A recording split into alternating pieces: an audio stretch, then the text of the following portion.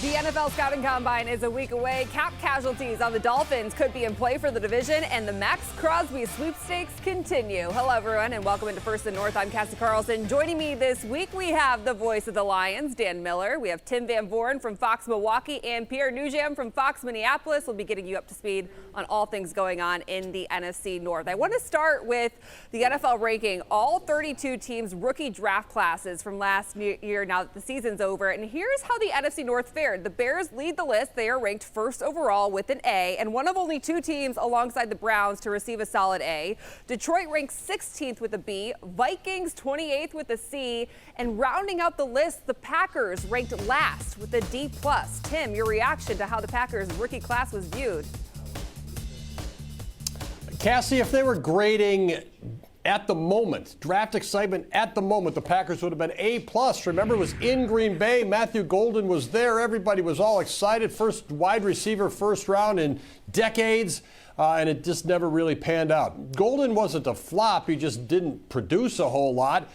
Second round pick, Anthony Belton, I think is getting undervalued a little bit. I like him as a contributor, but from then on down, guys just didn't play a whole lot. So when you're a draft and develop team, the Packers always stress the big gain is from year 1 to year 2. So they'll probably accept this grade with the hopes of being much higher after year 2. Pierre, I'm sure you're not surprised, based off of the track record of Kwesi Adofo-Mensah, who was fired, that the Vikings didn't fare too well on this list either. No, they really didn't. And at the same time, too, I think a lot of people need to remember that the Vikings didn't have a lot of draft capital in last year's draft after trades happening in the previous draft trying to get up and get JJ McCarthy. So they were a little depleted in terms of draft capital. But they did have Donovan Jackson, who was their first round pick at guard. I think he's had a pretty nice rookie season. Did miss a few games with some injury. But at the same time, too, it doesn't really surprise me, no, that this was a D grade for the Minnesota Vikings. However, I tend to reserve judgment for draft classes till we're about 3 years out. I think you need to give draft classes about 3 years to give them a fair evaluation. I know everybody is an instant gratification type of society, but I think everybody needs to give some of these young players a little bit of time to season before really grading them and judging them on their play. I'd give it about 2-3 seasons. All right, Dan, you okay with a B? That's passing. Yeah, I think that's about where the Lions are right now, and I think it's got the potential to certainly, as Pierre said, when you should really be looking at this, be regarded as a much better draft class. I think they really like the way Tyleik Williams came out at the end of the year. I think they're looking at him as one of the major guys that they'll have in the middle of that defensive line. Tate Ratledge is going to be a starter for a long time on the offensive line. Miles Frazier is going to have a chance to compete for a job this year, something he didn't really get to do last year because he wasn't active until the middle of the season because of an injury. He might end up at guard. He might end up at tackle. That's still up in the air a little bit. And then a couple of guys who really didn't get much in the way of playing time. Lovett, I think, has a chance to be a return guy and kind of a gadget player for them this year. He'll have to win the job. And then Hassanin, that's a project. We'll see how that comes along. And for the Lions, I think looking at it, Isaac Tesla is another guy that came on big time at the end of last year. I think they're looking at him as having a much bigger role this coming season. So I think whatever you want to say, B is fine, but I think the potential is there to where you can see a number of these guys being very significant contributors to this team. Pierre, I know you said you talked about instant gratification. I feel like that's what we had here in Chicago with the Bears draft class and the first under Ben Johnson. And you can point to Colston Loveland, who people were like, did they take the right tight end or should they have taken Tyler Warren 10th overall? And then just seeing the way he played the second half of the season, leading all rookies, receivers in receptions, receiving yards, and touchdowns. And it was him paired with Luther Burden, who was an early second-round pick, that really came on too. And I think it was the way Ben Johnson talked about his rookies that he trusted all of them by the end of the season. Kyle Monungai, a 7th-round pick, one of the last running backs taken in the draft. We knew that was a huge need for the Bears, and to see the way he came on later in the season to be a compliment to DeAndre Swift and lead the 3rd-ranked rushing offense in the league was part of the reason why not only do we have excitement about the years to come with this draft class, but also Ben Johnson and the influence that he'll have and who the Bears bring in when they talk about personnel. All right, ESPN's Bill Barnwell mocked up a bunch of possible trades and what they could look like. And Pierre, going back to you, knowing JJ McCarthy had a hard time staying healthy and when he was, struggled while he was on the field, the Vikings could be on the lookout for a quarterback to bring some competition to the room. So he proposed the Vikings dipping back into Kyle Shanahan's backup, trading for Mac Jones and a 2027 3rd-round pick for a 26th second-rounder, conditional 27th 5th-rounder, and conditional 28th 3rd-rounder. Do you like it? To be perfectly honest, I think it's a little too rich for my blood. However, I do think Mac Jones would be an interesting fit here in Minnesota. But the reason why I say I think it's a little too rich for my blood is because he's going to be on the last year of his contract. Now, if he is coming into Minnesota and he plays very, very well, now you're left with the decision between JJ McCarthy and Mac Jones. It was a similar situation that you had between JJ McCarthy and Sam Darnold just last year. And I know we're going to have a new regime leading things in the front office for Minnesota. But as much as I like the notion of Mac Jones potentially being a complementary piece to this Vikings offense in terms of draft equity that I'm giving up to get him, I'm not so sure I'm going to be going that route. There are too many names from the past that have really kind of soured my thinking on this. You're looking at guys like A.J. Feely, Matt Castle, Kevin Cobb. These are the kind of names where into a game at some point in the season, maybe takes the reins for a half of a season, plays well, but then fizzles out in a different place. I'm still old enough to remember Jeff Hostetler from back in the day going from the Giants to the Raiders, who had a pretty decent career in his own right. But listen, I'm not going to just jump with 2 feet into the pool of Mac Jones just because he had a solid 8 games with the San Francisco 49ers. It's going to take a lot more of a bargaining chip for me to be able to part ways with a second-round draft pick. That's my point of view on it. All right, well, let's listen to what Albert Breer had to say about the possibility of Kyler Murray to the Vikings. The Minnesota Vikings brought in Sam Darnold, got a great year out of him, brought in Daniel Jones, sort of revived his stock, just having him there as a backup, gave him a little bit of a chance to reset at the end of the 24 season, and had good enough experience with both those guys that they tried to bring each one of them back as insurance against JJ McCarthy. So, like, when I look at Kyler, like, it would be a landing spot like that, right? My sense right now, after asking around, is all the top quarterbacks that will be or could be available. Kyler Murray, Smith comes to mind. This is the place they want to go, is Minnesota, because of what you have with Justin Jefferson, Kevin O'Connell, a lot of pieces in place. All right, Kyler Murray, also a Vikings fan growing up, and you just mentioned, or we just heard Kevin O'Connell's name is part of the reason why that's such an intriguing landing spot for Murray, who would probably have to get cut by the Cardinals because of his contract situation. But would he be someone that would maybe change your mind of your previous point? Cassie, I'm really torn on this situation because as much as I'm still a believer in the talent of Kyler Murray, I just don't know what kind of player I'm getting with Kyler Murray. Is he still going to be the young, dynamic, dual-threat quarterback that we saw in the first few years in the league, or is he going to be the guy who's going to be unavailable due to injury? I'm not sure exactly what type of quarterback I'm getting right now with Kyler Murray. And when you look at the coaching history of Kevin O'Connell hasn't traditionally worked with the type of quarterbacks that are considered to be dual threat. You're talking about guys like Kirk Cousins, Matt Stafford, even Alex Smith back when Kevin O'Connell was with Washington. These are not the traditional dual threat type quarterbacks that Kevin O'Connell is accustomed to working to. So I'm not entirely convinced that Kyler Murray would be a perfect 100% good fit in Minnesota. I would be intrigued by the possibility, certainly so, but I'm not necessarily convinced that Kyler Murray would be a good fit in Kevin O'Connell's scheme. All right, I also read that the Cardinals are intrigued by Bears backup quarterback Tyson Bagent, who signed an extension last season. He is an undrafted free agent out of a Division II Shepherd University. I don't see this happening because I think he is the pride and joy of the Bears scouting department. The fact that they went out and found him and they were able to extend him, I don't see them giving him up. And I think that Ben Johnson sees a lot of himself in Tyson Bagent, and they want to hold on to that asset in their building. We also know the Bears are in need of a pass rusher. Maxx Crosby is a big name that's generating a ton of buzz around the league, and Barnwell projected the Bears getting Crosby and a 2027 fifth-round pick for DJ Moore and this year's first-round pick. This to me was shocking that it would be such a low ask to get Maxx Crosby with just DJ Moore in a first-round pick. I thought it was going to take multiple first-round picks just based off what we saw Micah Parsons going for last year to the Packers. And so I think if you're Ryan Poles and you're knowing that you need an edge rusher and Maxx Crosby is the shiny object that's going to be available on the trade market, that to me would be a no-brainer because I think that is going to be the difference maker on this defense, not only talking about getting pressure on quarterbacks, but helping out a secondary that really had to fend for themselves. And obviously they led the league in takeaways, but to me that's an anomaly and you can't sustain that year after year. So addressing the edge rusher with Maxx Crosby only for a first-round pick and DJ Moore, which DJ Moore obviously an asset to the wide receiver room. I think they could lose one receiver in that room and still be okay given the fact that Luther Burden has a similar play style.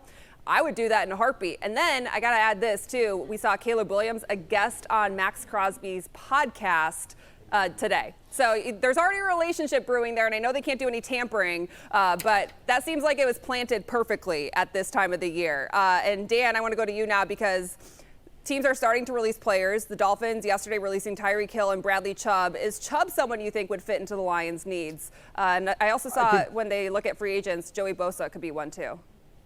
Yeah, I think they're going to kick the tires on all defensive linemen because Al-Quadin Mohammed is a free agent, and he logged a lot of snaps for them, double-digit sacks last year. Don't know if they're going to be able to re-sign him or he might get more significant money from somebody else. I think the Marcus Davenport experiment is over after a couple of years now, and they're going to need to figure out that side opposite of Aiden Hutchinson. So whether it's Chubb, whether it's Bosa, every time it seems like a defensive lineman is out there either unemployed or seemingly available, the Lions are mentioned, whether it's Judon or Clowney or Phillips last year who ended up going to the Eagles. And I do think there will be some movement on that defensive line. They have to add bodies and players and guys with some ability because these are guys that are going to get some significant snaps. But I will tell you this, sometimes the way we view players is not the same way they view players. So it's going to come down to how they perceive a guy as a fit on their defensive line and what that ultimate price is going to be and how it fits into the cap. Tim, going to you, do you think Chubb could be an option in Green Bay? Because sounds like people don't think Rashawn Gary will be there next year. Yeah, Rashawn Gary is probably going to be a cap casualty in Green Bay. Chubb would be a name that's on the list. You talk about shiny things. Packer free agency in general is not the shiny thing. It's kind of, well, that's the pewter. It's the brush nickel. You know, we'll go for something that's out there, but it's not quite at the same level. And I would think based on where the Packers are with the cap this year and that they don't have the high-end draft capital either, having made that Micah Parsons trade, that's kind of where they'll be shopping. Not necessarily the bargain bin, but not necessarily the elite level free agent that they'd be looking to bring in. Dan, I want to go back to you because the Lions' offensive line was always considered the best, one of the best in the league, and the play dipped a little bit last year because of all the last-minute changes. Then former offensive lineman Dan Skipper is retiring and now goes to their coaching staff. I know he's a fan favorite as a player. What kind of impact do you think he'll have on the staff?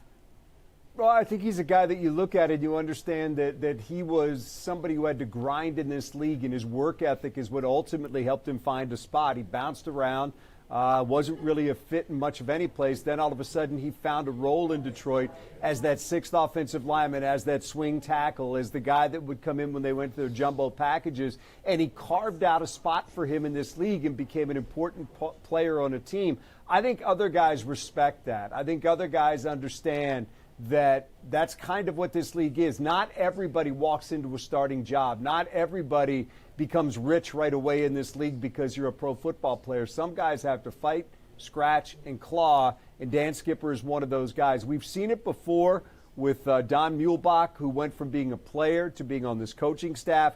He's widely respected by the players, and I think you'll see the same thing with Skipper. He's just a good dude that relates well to other players. And I think he's somebody that said from the beginning he wanted to commit himself to this coaching possibility going forward. And I think he'll cut his teeth here in Detroit. We'll see where it goes. But I think in terms of a fit, I don't think Dan Campbell brings him if he doesn't think it's a great fit. And I think from everything I've seen from Dan, he knows the guys on this team, and the guys that will come in will get to know him. And I think it'd be a nice move by the team. All right, we need to take a time out. Dan Campbell had a high praise of new offensive coordinator Drew Petzing, and the latest with Brian Flores' court case against the NFL coming your way next on First and North.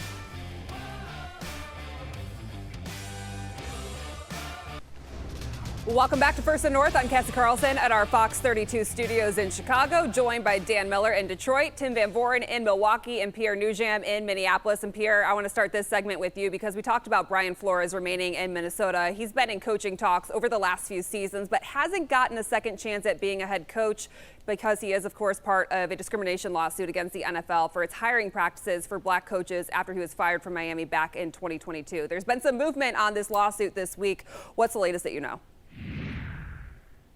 Well, the latest from what we know now is the NFL is probably not thrilled to hear that this case is going to be heard in public court. And, you know, over the years, the NFL has been all about protecting the shield. Well, it's going to be hard to do that when you're now forced to go into court and some of the dirty laundry that might be aired out in court in terms of the NFL's hiring practices, perhaps. Over this past offseason, we had 9 head coaching vacancies, none of them filled by a person of color. So the Rooney Rule perhaps not working to the effect that the league maybe had hoped. But Brian Flores, again, he has had a gripe ever since he was fired in Miami. The Dolphins, the Broncos, the Giants, some of the teams that were mentioned in this lawsuit. And now we're going to get a chance to see how it all unfolds in court. And again, Cassie, you have to imagine that the NFL is not too thrilled about this because they're going to be put to the fire in terms of what has happened in this case in particular and perhaps in cases of the past. So it's going to be very interesting to see how it all plays out in court. Yeah, no doubt he's been one of the best coordinators in the league over the last 3 seasons. Dan, I want to go back to you because there's been a lot of talk about the Drew Petzing hire in Detroit. I want you to listen to what Dan Campbell and Drew Petzing had to say about their new partnership together. Before I even brought Drew in, every time we had crossover tape, I loved watching his offense. I just thought he was pretty creative. I thought the run game had a lot of versatility, the play pass. They found ways to move the football. The guy's very calm, he's very confident, and he fits us. He fits us. I think one of the things that's so exciting about being here in Detroit in this organization is, you know, the history, the culture, the fan base, and just how much it means to the city. And just seeing how much it meant to everybody, how they went about their business, you know, from ownership on down. I think it's just such an unbelievable organization to be a part of. And then obviously, you know, one of the things that makes this job exciting is the players. And to be able to come into this roster and this opportunity to coach these guys and work with these guys, knowing the talents are there, knowing that there's some work to be done, just extremely excited on so many different levels. Dan, when you were just talking about Dan Skipper, you said that Campbell wouldn't bring in someone that he didn't feel like would be a fit on this coaching staff or in the entire organization. Do you feel like people are coming around with the hiring of Petzing? And I was listening to some radio show that kind of compared him to Ben Johnson. I know they're friends, but just the intensity that they speak with when they're talking about football is kind of similar. Yeah, I mean, we'll see. I haven't had a lot of time around him yet, obviously, and we haven't seen him work yet here in Detroit with the weapons that they have. But I think from the beginning, what we were presented with was the like-mindedness between these two, the fact that they both want to grind it out. They want to run the football. They want to have Jared Goff under center and run play action off that run. And I think that probably, along with the attention to detail, which is very important, is what Dan Campbell's looking at when he brings him in. And don't forget Mike Kafka as well, because that's going to be a part of this a very, very well-respected offensive mind, 2 guys that will come in and take over. But, look, I think there is rightfully a little bit of trepidation when it comes to this. Dan Campbell, for all that he has done, and I think one of his great strengths has been his coaching staff and the coaches he's hired that have developed players. He's 1 for 3 on offensive coordinators. Anthony Lynn did not work out. Ben Johnson did. John Morton didn't. So this is number 4 that we've seen since Dan Campbell came in here. On paper, it looks great. And on paper, it looks like this is the kind of thing that they want to work with and the kind of guy that they want to have in here calling the plays.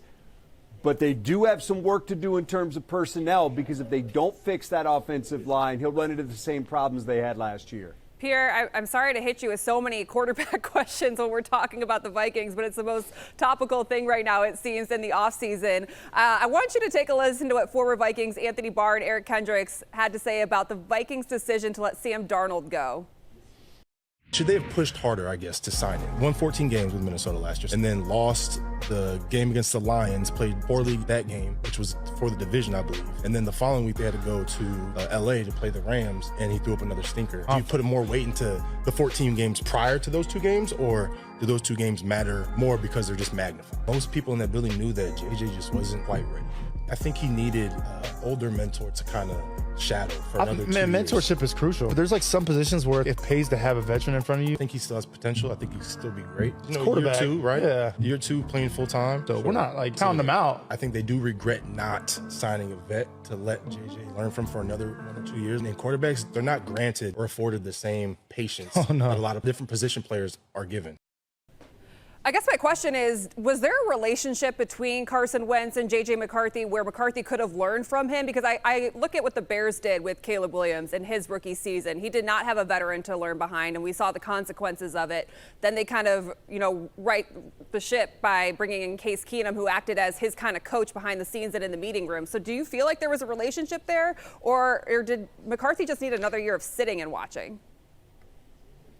Well, I think the relationship was, as good as it could be, because if you recall, Carson Wentz wasn't brought into Minnesota until after training camp was over. So there wasn't really a lot of runway for JJ McCarthy and Carson Wentz to develop that kind of bonding mentor-mentee type relationship, because when Carson Wentz came here, JJ McCarthy was anointed quarterback QB1 already, and it was hitting the ground running. So there wasn't a lot of opportunity for them to really bond over that situation. And yes, even though JJ McCarthy did get hurt, he could have learned from Carson Wentz and some of the tricks of the trade that he has learned in the NFL over the years. But there was never really that quickly established relationship like he did have with Sam Darnold in the previous year. He and Sam Darnold were pretty close. They learned from each other. Sam taught a lot of things to JJ. So there was that relationship in the year prior, but there wasn't that really type of relationship this season with Carson Wentz and JJ McCarthy. It just wasn't there. All right, we talk about relationships a lot in the Bears locker room this past season because they all talked about it at the end of the year, saying they're going to miss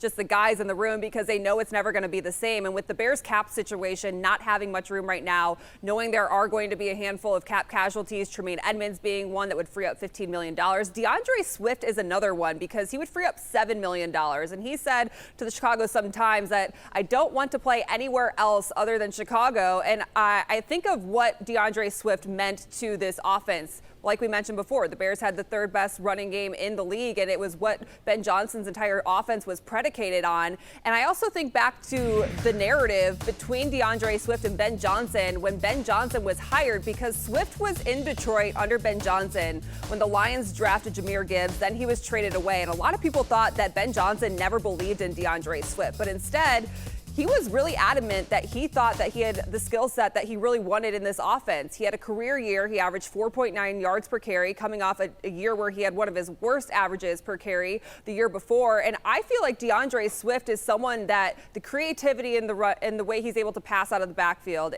or catch passes out of the backfield is something that the Bears are going to want to keep around. And you're not going to replicate David Montgomery and Jahmyr Gibbs and what they have in Detroit, but I feel like they got the closest that they could with DeAndre Swift and Kyle Monangai in Chicago. So he's one that I would actually keep, especially knowing that they're going to have a new running backs coach, and they want to try to keep the consistency on that end. I want to go back to the Maxx Crosby conversation because he is the big name when it comes to trade talks, and I want to hear what he had to say about those trade rumors and his name being in them. People are going to have rumors. I just looked at my phone. I've been working all morning. I got everyone's hit me up. Did you say this? I can't control that. You earn that as a player. If I wasn't doing the right things and if I wasn't the person and player I was, people wouldn't be talking about all the nonsense. If you have drama, if you have a losing season, they just try to throw gasoline on the fire. I know what I'm about. I really don't care what everybody has to say. I used to a lot as a young guy. I really don't give a damn. People could have their own opinions. I know what's going on. I know my truth. I don't need to sit here and keep rehashing it to people that don't know what's going on. My focus has been on getting healthy because that's all I can control right now. That's all that matters to me is being with my daughters and being with my wife and taking care of myself. All right, Tim, I want to go to you because after seeing the Packers trade for Micah Parsons last season where they had to give up a key player plus 2 first-round picks, then seeing the impact that Parsons had on the defense when he was healthy, to me, I said before, it seems like a no-brainer if it only costs DJ Moore and a first-round pick for Maxx Crosby. What's your perception of how these edge rushers can change a defense, and did that seem like a low cost for you? If it's true, that's just what they're projecting. It's a good rumor for sure, Cassie, and I would agree with you. It doesn't seem like a major price for the Bears to pay if it is indeed, if there's any legitimacy to it. And I go back to what Dan mentioned earlier, too, about the fit of somebody comes in either as a player or on the coaching staff. I think it's two-pronged with these edge rushers. You can see what they can provide on the field. If it's somebody who's still capable of getting something done from that position, Micah Parsons clearly was. Maxx Crosby, you would think, would be wherever he plays next season. But also the other side of that is how do they fit into the defense? defense and into the locker room. And Micah Parsons was an absolute perfect, seamless fit, even coming in right at the start of the regular season, and everything picked up and moved forward from there until his injury in Denver. Maxx Crosby, kind of an unapologetic type of guy, seems like he would be welcomed wherever he would come as well. So I don't think it's purely what is this guy as a football player. When you're giving up that kind of an investment, what can this guy provide to our culture as well, and how will he fit into the locker room? Parsons was terrific in Green Bay. I assume Crosby would be if he's on the move from the Raiders as well. And we know he loves Ben Johnson. Dan, speaking of fit, would Chris Jones fit into Detroit's defense? Because a caller to 97.1 The Ticket in Detroit proposed a trade of sending wide receiver Amon-Ra St. Brown to the Chiefs for Chris Jones. People said they would do it in a heartbeat. Would you do that? The host said he would do it in a heartbeat, and he's heard about it ever since. It did not go well for him in the aftermath of that. Look, Chris Jones could fit anywhere. I'm not trading Amon-Ra St. Brown to get him. I mean, I think Chris Jones is a defensive lineman who's probably seen his best days. I think he's still going to be an effective player for somebody if he's not in Kansas City, or he'll be an effective player for the Chiefs. But Amon-Ra St. Brown is one of the top wide receivers in the league right now. He is a leader on this team. He's a force multiplier on this team. He is a guy that everybody rallies around. He's a lion. I don't see him going anywhere, and you would have to dangle a lot in front of me before I'd even have that conversation. All right, it's all because we're just a week out from the Combine, so we're waiting for some more things to happen, right, that we're proposing all these trades. We need to take our final timeout. Caleb Williams is the most bet player to win MVP next season, but when it comes to shooting threes, yeah, not so much. We show you his performance during NBA All-Star Weekend when we come back on First and North. Well, if you missed this over the weekend, Bears quarterback Caleb Williams took part in the Celebrity All-Star three-point contest at NBA All-Star Weekend. And guys, he finished in last place. His stat line, 4 points, 2 for 15 from deep, and 1 air ball. And he lost to an influencer, Drewski, that went on Instagram and said, hanging them up after tonight. This is disappointing to me because the Bears have a basketball hoop in their locker room, and Caleb Williams was frequently shooting the ball in the locker room, and so he just couldn't perform on the biggest stage. Tim, which division quarterback would you pick to win a three-point shooting contest? Oh, Jordan Love. Jordan Love used to be a major hooper at Utah State with Sam Merrill, who's on the Cavaliers. He was at Utah State at the same time, and Love said, Merrill could shoot it, but they had some major goes at each other when they were playing. So I'll take Jordan Love in that. Pierre, would you take JJ? No, I would not take JJ McCarthy. The one guy I think I might take on the basketball court, though, is Lamar Jackson. I mean, with that speed and agility, I think Lamar Jackson would be terrific on the basketball court. Dan Miller, anyone come to mind? There's tape of Jared playing high school basketball, and he's 6'5", so let's see what he can do out there. I mean, he's a pretty fluid athlete when it comes to handling a football. I think he could probably shoot a basketball, so I'm going to go ahead and back my guy. Let's see Jared behind the arc out there. He can't do any worse than Caleb did. Oh, yeah. Hey, if he wins MVP, no one will remember this, but I'm sure he'll get some flack for that in the locker room. All right, everyone, we got to go. Great show as always. I'm Cassie Carlson for Dan Miller, Tim Van Voort, and Pierre Nugent. Thanks for watching First and North. We'll see you back here next week.